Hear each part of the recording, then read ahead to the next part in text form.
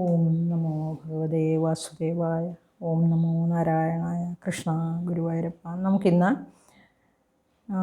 21 ദശകം നോക്കാം. നവവർഷങ്ങളും സപ്തദ്വീപങ്ങളും എന്നാണ്.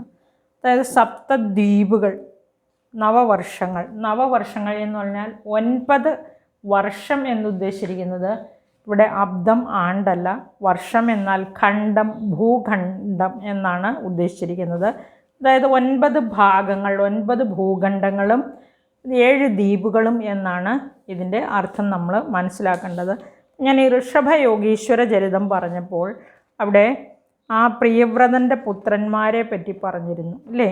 ആ പ്രിയവ്രതൻ്റെ പുത്രന്മാർ, അവരുടെ പേരുകൾ എല്ലാം സൂചിപ്പിച്ചിരുന്നു. അപ്പോൾ ഇവിടെ നമുക്ക് ഈ നവവർഷങ്ങളും സപ്തദ്വീപങ്ങളും എന്ന ഭാഗത്തിൽ നമുക്കത് ഒന്നുകൂടെ ഒന്ന് നോക്കാം. അതായത് ആ 10 പുത്രന്മാരിൽ കുശാവർത്തൻ, ഇളാവർത്തൻ, ബ്രഹ്മാവർത്തൻ, മലയൻ, കേതു, ഭദ്രസൻ ഇങ്ങനെയൊക്കെ പറഞ്ഞില്ലേ. അപ്പോൾ ഈ ദ്വീപുകളുടെ പേര് വരുമ്പോൾ നമുക്ക് ഇത് ആവശ്യം വരും. ഇപ്പോൾ പ്രിയവ്രതൻ്റെ പുത്രന്മാരിൽ ആഗ്നേധ്രൻ നമ്മൾ പഠിച്ചു. ആഗ്നേധ്രൻ്റെ മകനാണ് നാഭി എന്നും പഠിച്ചു. ആഗ്നേധ്രൻ ജംബുദ്വീപ് എന്ന ആ ദ്വീപിലാണ് ഭരിച്ചിരുന്നത്. ആ ദ്വീപിനെ 9 ഭാഗിച്ച് പുത്രന്മാർക്ക് കൊടുക്കുകയാണ് ആഗ്നേധ്രൻ ചെയ്തത്. അതിൽ നാഭിയുടെ കാര്യം നമ്മൾ പഠിച്ചു. നാഭിയുടെ മകനാണ് ഋഷഭദേവൻ എന്നും നമ്മൾ പഠിച്ചു ഇല്ലേ. ഈ പ്രിയവ്രതൻ എന്ത് ചെയ്തെന്നറിയോ? പ്രിയവ്രതൻ 110 കോടി സംവത്സരം രാജ്യം ഭരിച്ചു എന്നും ഞാൻ 20ാമത്തെ ദശകത്തിൽ നിങ്ങളോട് പറഞ്ഞിരുന്നു. ഈ ആദിത്യൻ, അതായത് സൂര്യഭഗവാൻ ദിവസവും സൂര്യൻ ഉദിച്ച് അസ്തമിക്കുമെന്ന് പറയും. വാസ്തവത്തിൽ എന്താണ് ചെയ്യുന്നത്?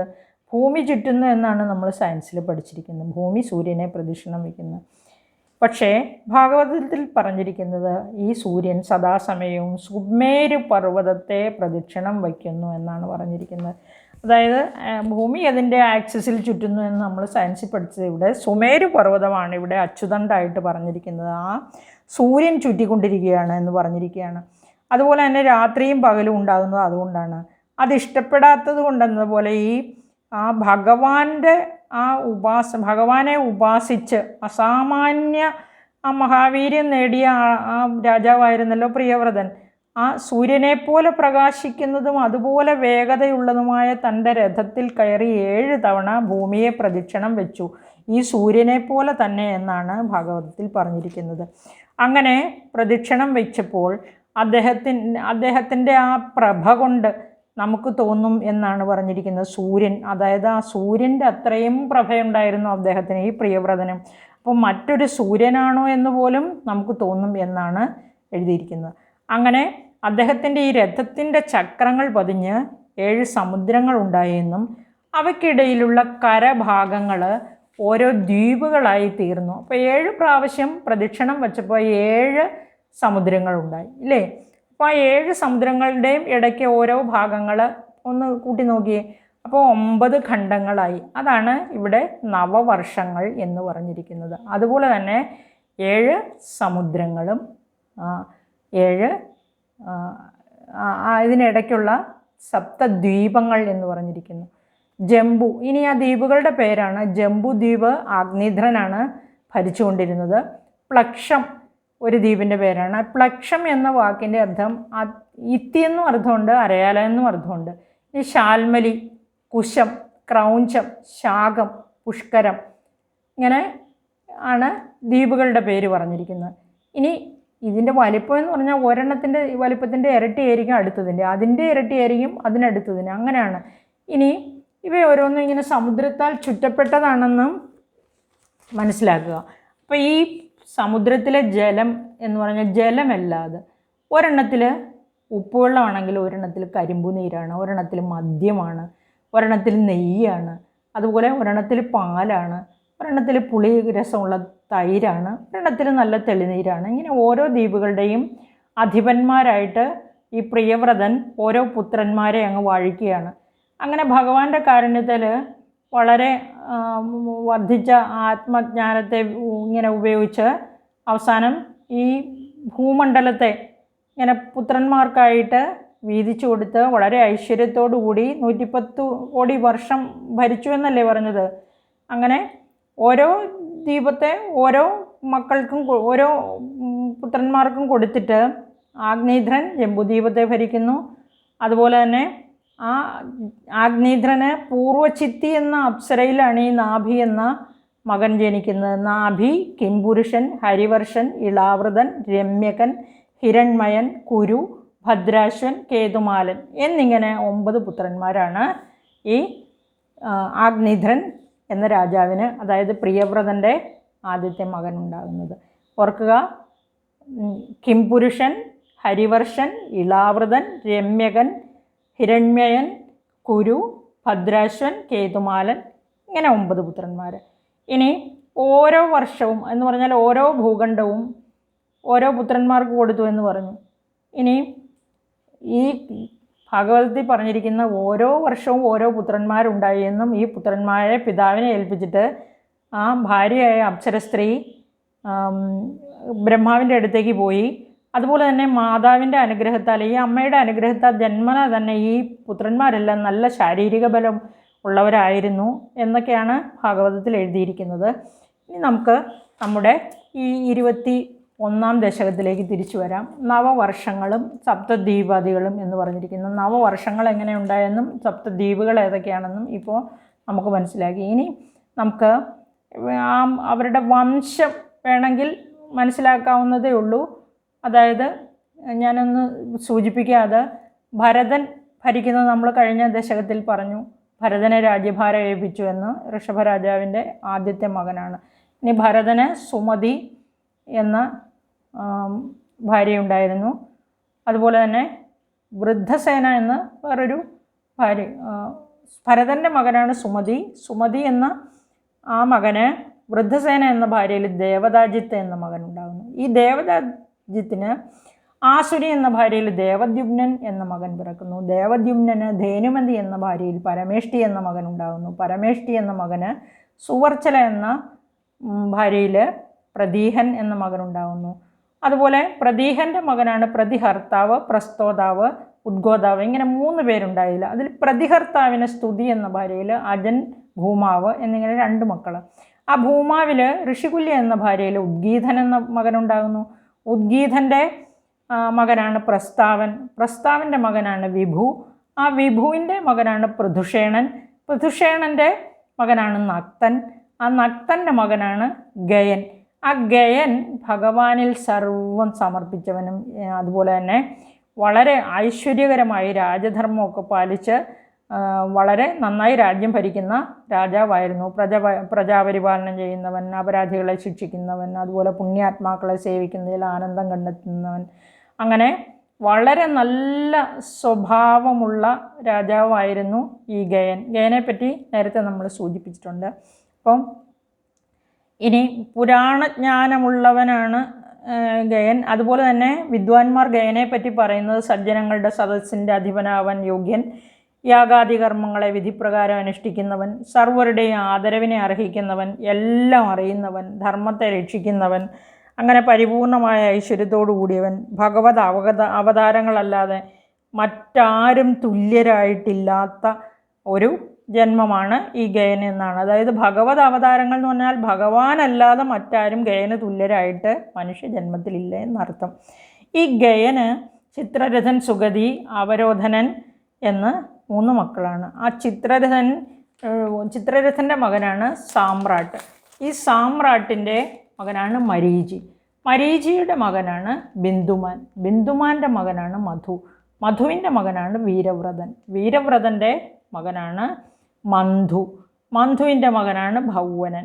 ഭൗവനൻ്റെ മകനാണ് ത്വഷ്ടാവ്. ത്വഷ്ടാവിൻ്റെ മകനാണ് വിരജൻ.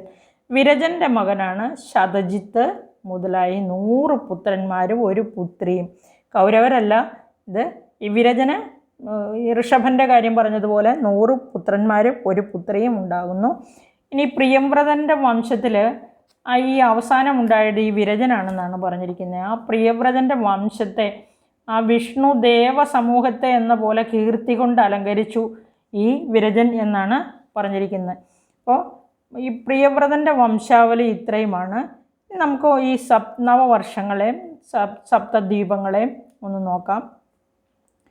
ഒന്നാമത്തെ ശ്ലോകത്തിൽ ഇപ്പം ദ്വീപുകൾ ഉണ്ടായത് നമുക്ക് പറഞ്ഞാൽ 9 ഖണ്ഡങ്ങളും അതുപോലെ തന്നെ 8 ഈ ഓരോ ദ്വീപുകളെയും പർവ്വതങ്ങൾ വേർതിരിക്കുന്നുണ്ട് എന്നൊക്കെ നമ്മളിനി പഠിക്കും ഓരോ ഇതിലും. നമുക്ക് ഒന്നാമത്തെ ശ്ലോകം നോക്കാം. മധ്യോദ്ഭവേ ഭുവ ഇളാവൃത നാംനി വർഷേ ഗൗരീ പ്രധാന വനിതാ ജനന്മാത്രഭാജി ശർവേണ മന്ത്രനുദിഭിः സമുപാസ്യമാനം സംഘർഷണാത്മകമധീശ്വര സംശ്രയേ ത്വം. മധ്യോദ്ഭവേ ഭുവ ഇളാവൃത നാംനി വർഷേ ഗൗരീ പ്രധാന വനിതാ ജനമാത്രഭാജി ശർവേണ മന്ത്രനുദിഭിः സമുപാസ്യമാനം സംഘർഷണാത്മകമധീശ്വര സംശ്രയേ ത്വം. ഭുവഃ മധ്യോദ്ഭവേ ഇളാവൃത നാംനി ഗൗരീപ്രധാന വനിതാജനമാത്രഭാജി വർഷേ ശർവേണ മന്ത്രനുദിഭിः സമുപാസ്യമാനം സംഘർഷണാത്മകം അധീശ്വര ത്വാം സംശ്രയേ. ഇവിടെ ഭൂമിയുടെ ആ ഓരോന്ന് ശർവേണ മന്ത്രനുദിഭി, ശർവേണ എന്ന് ശർവൻ മഹാദേവനാണ്. മധ്യോത്ഭവേ ഭുവ എന്ന് പറഞ്ഞാൽ ഏറ്റവും മധ്യഭാഗത്തായിട്ടാണ് ഈ ഭൂഖണ്ഡങ്ങളുടെ എല്ലാം ബ്രഹ്മാണ്ടത്തിൻ്റെ എല്ലാം മധ്യഭാഗത്തായിട്ടാണ് ഇളാവൃത നാംനി വർഷേ മധ്യോദ്ഭവേ മധ്യത്തിൽ ഭവിച്ചിരിക്കുന്നു ഉണ്ടായിരിക്കുന്നു ഭൂമിയുടെ ഒത്ത നടുക്കുള്ള ഇളാവൃതം എന്നു പേരായ ഭൂഖണ്ഡത്തിൽ വർഷത്തിൽ എന്നുദ്ദേശിച്ചിരിക്കുന്ന ഭൂഖണ്ഡമാണ് ഖണ്ഡം. ഗൗരീ പ്രധാന വനിതാ ജനമാത്രഭാജി. ഇവിടെ ഒരു പ്രത്യേകതയുള്ളത് ശ്രീപാർവതി മാത്രമേ ഇവിടെ ഒരു സ്ത്രീയായുള്ളൂ. ആ ഇളാവൃത വർഷത്തിൽ ഭഗവാൻ ശ്രീപരമേശ്വരൻ മാത്രമേ പുരുഷനായിട്ടുള്ളൂ. ഗൗരീ പ്രധാന വനിതാ ജനമാത്രഭാജി. ഇവിടെ ഭവാനി ദേവിയുടെ ശാപനിമിത്തം പുരുഷന്മാരാരെങ്കിലും ഇവിടെ പ്രവേശിച്ചാൽ ഉടൻ തന്നെ സ്ത്രീയായി പോവും. അതിനാൽ പുരുഷന്മാരാരും ഇവിടെ പ്രവേശിക്കാറില്ല. ശർവേണ മന്ത്രനുദിഭി സമുപാസ്യമാനം. ശർവേണ ശിവനാൽ സാക്ഷാൽ ശ്രീപരമേശ്വരനാൽ ആ മന്ത്രങ്ങളാലും സ്തുതികളാലും സമുപാസ്യമാനം നന്നായി ഉപാസിച്ചു പോരുന്ന സേവിച്ചു പോരുന്ന സംഘർഷണാത്മകം അധീശ്വര സംശ്രയേത്വം.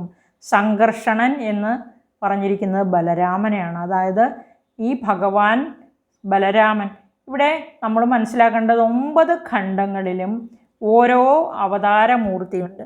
ഓരോ ഭഗവാന്റെ മഹാവിഷ്ണുവിൻ്റെ അതാതിടങ്ങളിലുള്ള ജനങ്ങളെ അനുഗ്രഹിക്കാനായിട്ട് ആ പല മൂർത്തിഭേദങ്ങൾ ഇങ്ങനെ ഓരോ അവതാര രൂപങ്ങൾ സ്വീകരിച്ച് അവിടെ സന്നിധാനം ചെയ്യുന്നു എന്നാണ് പറഞ്ഞിരിക്കുന്നത്. ഈ ഇളാവൃത ഭൂഖണ്ഡത്തിൽ ശ്രീ പാർവതീദേവിയാലും ആ ദേവിയുടെ തോഴിമാരായ സ്ത്രീജനങ്ങളാലും ചുറ്റപ്പെട്ട ശ്രീപരമേശ്വരൻ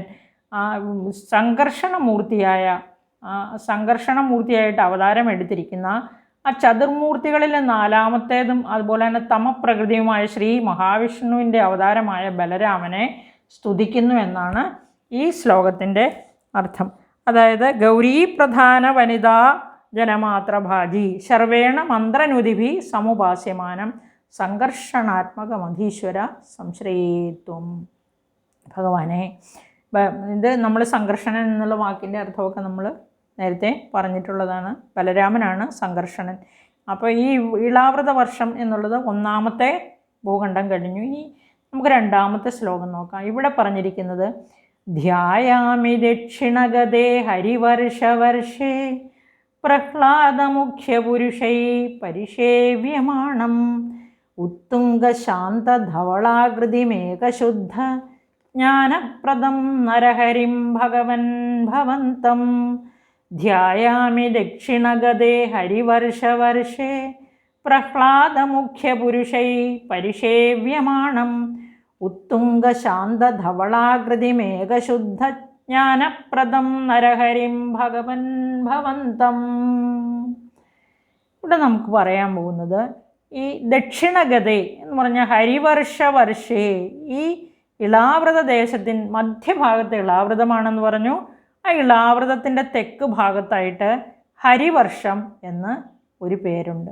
ആ ഹരിവർഷം എന്നു പേരായ ദേശത്ത് പ്രഹ്ലാദനാണ് അവിടുത്തെ മുഖ്യപുരുഷൻ. പരിസേവ്യമാണ്. ആ പ്രഹ്ലാദനാൽ പരിസേവിക്കപ്പെട്ട നന്നായി സേവിക്കപ്പെട്ട ഉത്തുംഗശാന്തധവളാകൃതിമേകശുദ്ധ ജ്ഞാനപ്രദം, ഏകശുദ്ധപ്രദം, ഏകശുദ്ധജ്ഞാനപ്രദം. ഇവിടെ ഏകജ്ഞാനം എന്ന് പറഞ്ഞിരിക്കുന്നത് ഭഗവാൻ ഒന്നേ ഉള്ളൂ, രണ്ടെണ്ണം ഇല്ല. അതാണ് പറഞ്ഞിരിക്കുന്നത് അദ്വൈത ജ്ഞാനം. ആ ഒരു അദ്വൈത സ്വരൂപ ജ്ഞാനം മാത്രമേ ഉള്ളൂ അവിടെ. ആ ഒറ്റ ഒരു ഭഗവാനെക്കുറിച്ച് മാത്രം, ആ ജ്ഞാനം മാത്രം പ്രദാനം ചെയ്യുന്ന നരസിംഹമൂർത്തിയായ അവിടുത്തെ ഞാൻ ധ്യാനിക്കുന്നു എന്നാണ് ഇവിടെ ശ്രീ മേൽപ്പത്തൂർ പറയുന്നത്. ആ നമുക്കറിയാം, പ്രഹ്ലാദചരിതം നമ്മൾ പഠിച്ചിട്ടുണ്ട്. ആ പ്രഹ്ലാദനെ രക്ഷിക്കാൻ വേണ്ടിയിട്ടാണ് നൃസിംഹമായിട്ട് അവതരിക്കുന്നത്. ഇവിടെ ഉത്തുംഗ ശാന്ത ധവളാകൃതി, ധവളം വെളുപ്പാണ്. എന്തുകൊണ്ടാണ് വെളുപ്പാണെന്ന് പറഞ്ഞത് നൃസിംഹത്തിന്? ഉത്തുംഗം എന്ന് പറഞ്ഞാൽ വളരെ ഉന്നത ശീർഷനാണ്, ഉന്നതമായ ആകാരത്തോടുകൂടി, അതുപോലെ തന്നെ ശാന്തമാണ്. ധവളാകൃതി എന്ന് ഉദ്ദേശിച്ചിരിക്കുന്നത് ഇവിടെ ആ നൃസിംഹത്തിൻ്റെ രോമങ്ങളാണ്, വെളുത്ത എഴുന്നു നിൽക്കുന്ന രോമങ്ങളെയാണ് ഇവിടെ ധവളാകൃതി കൊണ്ട് ഉദ്ദേശിക്കുന്നത്. ഏകശുദ്ധജ്ഞാനപ്രദം, ആ അദ്വൈതജ്ഞാനത്തെ പ്രദാനം ചെയ്യുന്ന നരഹരിം ഭഗവൻ, ആ നൃസിംഹമായ ഭഗവാനെ ഭവന്തം ഭജിച്ചുകൊള്ളുന്നു എന്ന് ശ്രീ മേൽപ്പത്തൂർ പറയുകയാണ്. അത്യുന്നതവും ശാന്തപ്രധാനവുമായ ധവള വെളുത്ത ആകൃതിയോടുകൂടിയ ആ ശുദ്ധമായ അദ്വൈതജ്ഞാനത്തെ പ്രദാനം ചെയ്യുന്ന ആ നൃസിംഹാവതാരമായ ഭഗവാനെ ഞാൻ ധ്യാനിക്കുന്നു എന്ന് പറഞ്ഞിരിക്കുന്നു. എല്ലാവർക്കും നന്ദി, നമസ്കാരം. നമുക്ക് മൂന്നാമത്തെ ശ്ലോകം അടുത്ത വീഡിയോയിൽ നോക്കാം.